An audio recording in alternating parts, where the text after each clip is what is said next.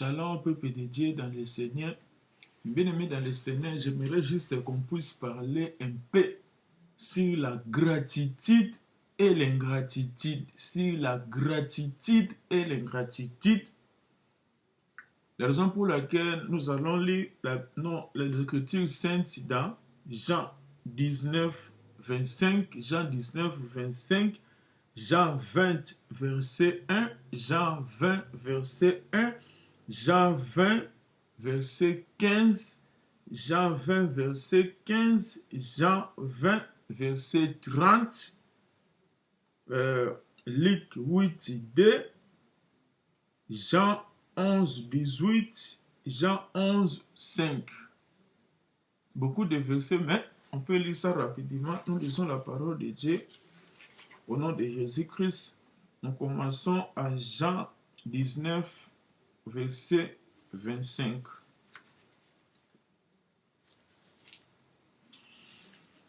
Près de la croix de Jésus se tenait sa mère et la sœur de sa mère, Marie femme de Clopas et Marie de Magdala.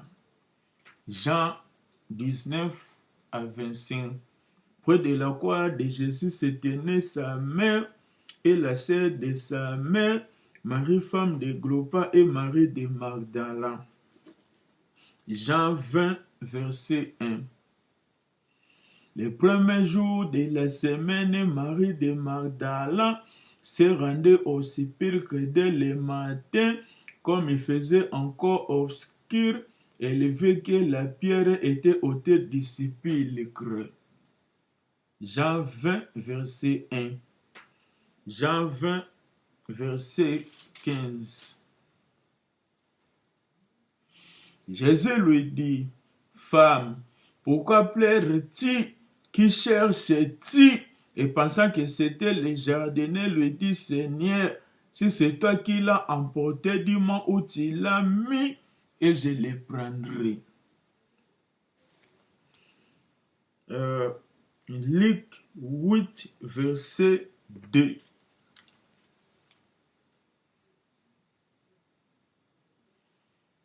Les 12 étaient avec lui et quelques femmes qui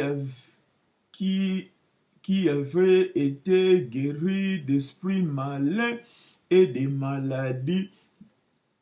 Marie de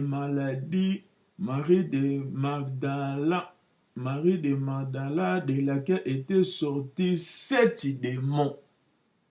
La Bible nous dit, les 12 étaient avec lui et quelques femmes qui avaient été guéries d'esprits malins et des maladies. Marie de Magdala, à laquelle étaient sortis 7 démons. Mais bien aimé dans le Seigneur, j'aimerais qu'on puisse partager avec vous sur la gratitude et l'ingratitude. Selon Jean, verset 19-25, la Bible dit que près de la croix de Jésus, il y avait sa mère, la sœur de sa mère, Marie femme de Clopas et Marie de Magdala. Alors, mes bien-aimés, ce que tu as dit, on a un verset haut. Tout ça, on a dit que non, près de la croix de Seigneur Jésus-Christ, il y avait ces femmes-là dont on sont venus de citer leur nom. Mais, surtout quand mes bien-aimés dans la Bible, surtout tu as lu bien dans la Bible, dans la Genèse, dans l'Apocalypse, que surtout tu as lu dans Jean 20, verset 30, la Bible dit que non, Jésus a fait encore, à présence de ses disciples, beaucoup d'autres miracles qui ne sont pas écrits dans ces livres. Surtout que sur quelque part, dans Jean 21, dernier verset, dit que non, Jésus a fait encore beaucoup d'autres miracles. Si on l'écrivait tous dans la Bible, personne n'aurait le temps de lire les Écritures, puisque Jésus a fait beaucoup de miracles. Citer beaucoup de temps, mais j'aurai quelques miracles dans la Bible, parmi lesquels Je te revis, Jésus-Christ, amonisa ba aveugle, atambusa, ba boite, asala ba miracle belé, mais na ba miracle nyonso au Seigneur Jésus-Christ asala me bien-aimé, miracle o eleki miracle ya Lazare, me bien-aimé ezalaki te. Alors, so otali me bien-aimé, Lazare était déjà mort pendant 4 jours dans sa tombe. Dans sa tombe. Bon, si tu continues dans sa médecine, il y a pas de ça la médecine, il que non, tout normalement, après 3 jours, soit à Koufi Bakonde, après 3 jours, ça a de décomposition. Mais Lazare a passé 4 jours dans sa mabélé. So otali kutu, dans Jean 11, au monde, quelque part, que même Marie, si Seigneur Jésus-Christ que non, c'est comme si il saignait déjà parce que Seigneur qui n'a pas sa balle on la libango zaki na kati sa tombe na wana. Mais pour na Marie zaki là au mon catastrophe parce que il saignait, donc ça veut dire que non, il faisait déjà des odeurs, donc au cœur au pouce na kutu te. Imagine toi que non Marie il y a un Lazare, il y a un propre à refuser, à préférer que non te botike kaka déjà ça kufa pola makamune c'est si la kebo misasu solo mais Seigneur Jésus-Christ malgré odeur malgré ba soki ba benga nini ba biloko ebima bato na nzoto so muta sa poli ba kusu malgré nyonso amonaki nango normal ebisika ke non bolongola libanga mais bien aimé so totali na kati na Bible na Jean 19 25 tozomona que près de la croix de Jésus, Lazare azalaki te. Malgré nyonso au Seigneur Jésus asala, mais bien aimé Lazare azalaki te. So tozomona kati na Jean 11 verset 18 tomona que non Bible sur que non Jean 11 verset 18 tomona que non Bible sur que non Bethanie était près de Jérusalem. Bethanie ezalaki monsengo ezalaki près. Parmi lesquels au monde a tant Lazare a koufaki que Dieu fois Jérusalem parce que naka na Bethanie pour na consoler Marie na Marthe. Mais jour Seigneur Jésus-Christ a zo koufa na croix mes bien-aimés batu bauta ba Galilée Bethanie te mais Galilée parmi lesquels Marie de Magdala, Marie mère de Jacques ainsi de suite au sorte de bauta na Galilée balana Seigneur ti na Jérusalem. Mais Lazare azalaki près ya Bethanie ayaka te. Bien aimé. C'est ok mokie na par exemple na kati na Marie de na deuxième miracle on peut se ba deuxième miracle mais parmi les miracles jusqu'à ça là il y avait aussi une femme soi-disant une femme qui s'appelait Marie de Magdala. C'est ok na nini na Luc 8 verset 2 au Seigneur a guérison na ba maladie pe a délivré na 7 démons. Alors moi ça na gratitude na ye baloba que non alanda Seigneur Jésus-Christ partout où il allait quelque part quand on a que non même elle assistait Seigneur avec ses biens parmi lesquels il y avait des femmes des sous-femmes femmes des tendantes des sous une chose comme ça. Donc Marie de Magdala zana qui présent mais bien aimé mais il va délivrer dans 7 démons na malade mais Lazare après 4 jours na kunda bien aimé toi zana qui décomposé zana qui a kopola bimisa solo voire même une grande sœur n'est propre aboyanga kopusa na pembeni aboyaka me balongola libanga mais jour à mort à Seigneur azalaka te bien aimé. Marie de Magdala, oh, babimisa, mais bien aimé, quelle ingratitude au Gigoloba, mais bien aimé, quelle ingratitude au Lazare nango, puisque mort, résurrection Lazare, il y a un peu même là-bas, et même bah, souvent c'est fait un akati à jalousie, et même c'est fait un akati à Goluga, neni na goboma, c'est parce que mon non, à tout ça là, miracle, mais miracle, et ningi sa monde na bango donc bah mon que non monto se to ticket en vie biso to repère de église na biso au campus que bah tout mingi bah mon que non église na bino oyo Et ça, l'église, il n'y a pas de miracle, il n'y a pas ceci, de cela, mais on dirait, il y a Messie à solo. Donc, Messie qu'on vous parlait, c'est lui-ci vraiment est le Messie, parce qu'il a accompli de grands miracles, mais parmi lesquels la résurrection de Lazare, qui miracle, bouleversant le monde, et bouleversant Jérusalem, et puis ça n'a pas son serviteur, jalousie, voire même que des gens montent pour n'a pas mais quand on sacrifie Seigneur Jésus-Christ, mais jour à mort Seigneur Lazare ayati, mes bien-aimés. Mais Dieu soit loué. Maman o babengi Marie de Mandala au Seigneur abimisaka abisana maladie pa abimisaka seti démon moi ça nazaka na gratitude makasi. Bible sur na kati na Jean 21. Marie de Mandala na tongo mes bien-aimés. Quelle gratitude mes bien-aimés. Na tongo la 5h du matin pendant que les gens dormaient. Imagine-toi que dans la kati ya cimetière na 5h du matin une femme atali baba tombeau blanchité mais atali to biso mibal na 5h du matin pendant donc au kati pongyo ke no na cimetière batu ba mono za liboma oza fou pe ofoza mutu mongo bobanga kate puisque biloko na ba pembe na molila ne ko tanoka na cimetière attention matiche ningani ba bien me ko ma metala gratitude maman azaki nango malgré 5h du matin bibi ke no akenda na cimetière bisika o bakunda Seigneur Jésus-Christ. Era ke kuna ke kuta ke no tombo ezaki vite. Bible ke no akenda ko bisa Jean na Pierre ke no kora Seigneur ba yibi yango selon pensée nae. Andor na ngoso to ke susu na Jean 20 verset 15 comme ça nga selon la gratitude de maman au mari, alors Bible le dit que non, à comment à niveau Bible le dit que non, lorsque Seigneur a moni, excuse-moi, Jean 20 verset 15, en qui répétant les sous Bible dit que non, Seigneur Jésus-Christ après résurrection nae, à côté de Marie de Magdala, à tout né que non, Jésus Bible dit que Jésus Bible dit que non, Jésus lui dit, femme, pourquoi pleures-tu qui cherches-tu?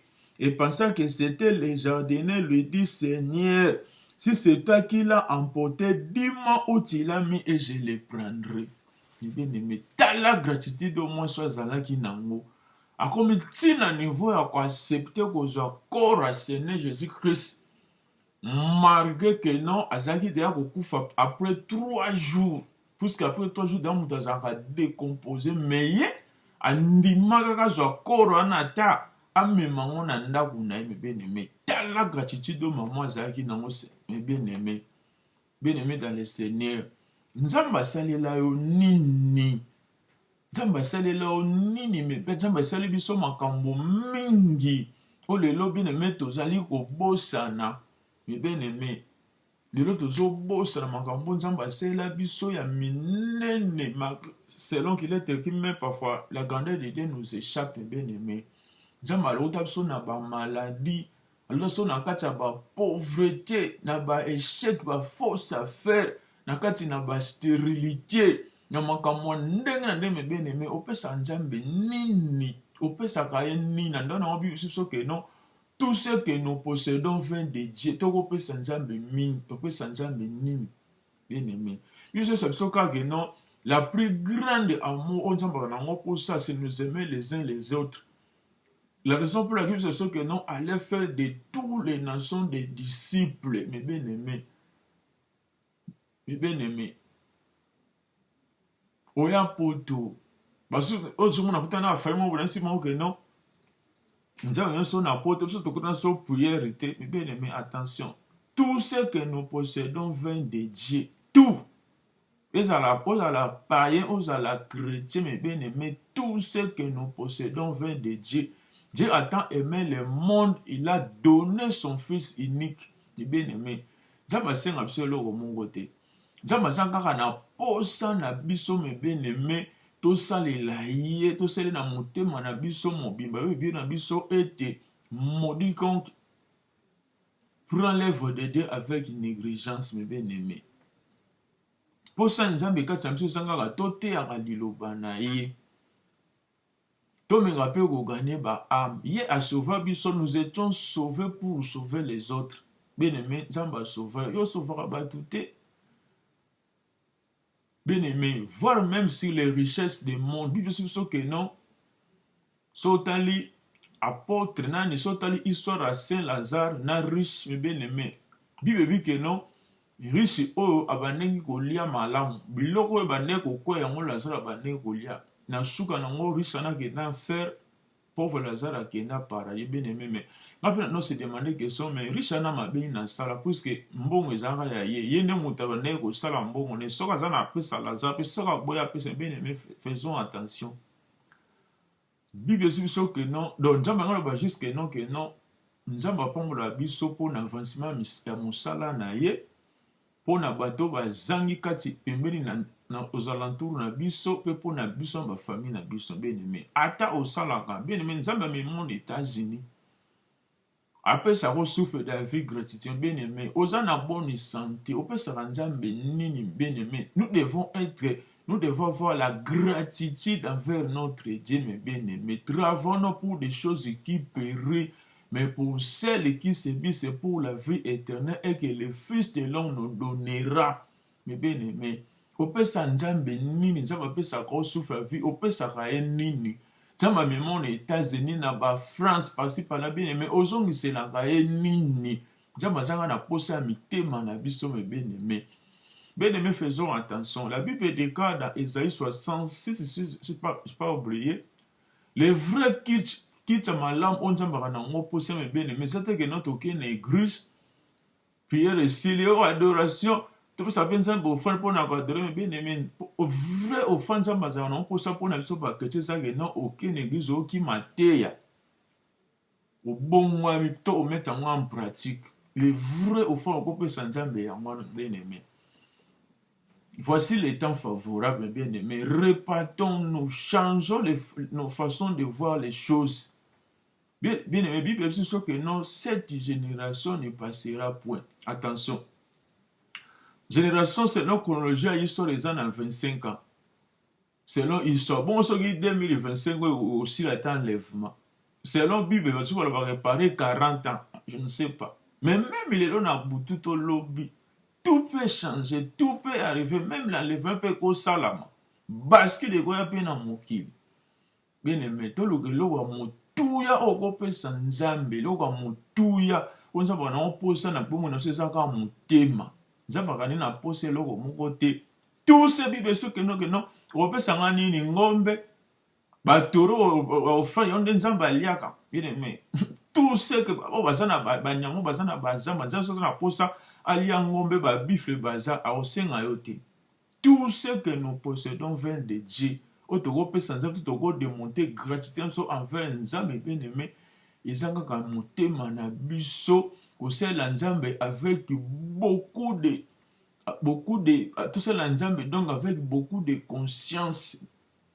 Hein, mes bien-aimés, éloignons-nous de la négligence, lenteur, orgueil, mes bien-aimés.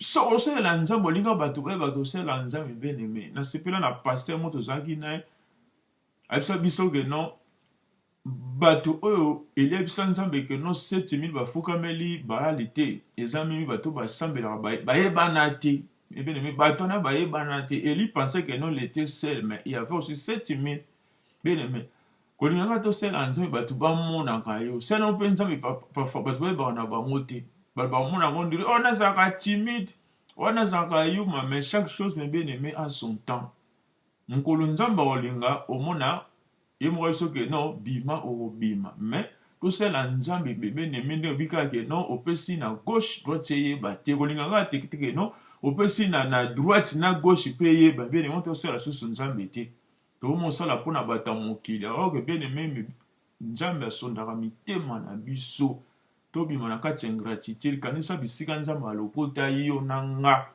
pe to pese o yesa na mo posaka tambo mona biso Si que tu n'as pas la vie, son message, et ma transformation, repentance, grâce dans la vie, avec boisson de grâce. Que Dieu vous bénisse, que Dieu nous bénisse richement. Amen.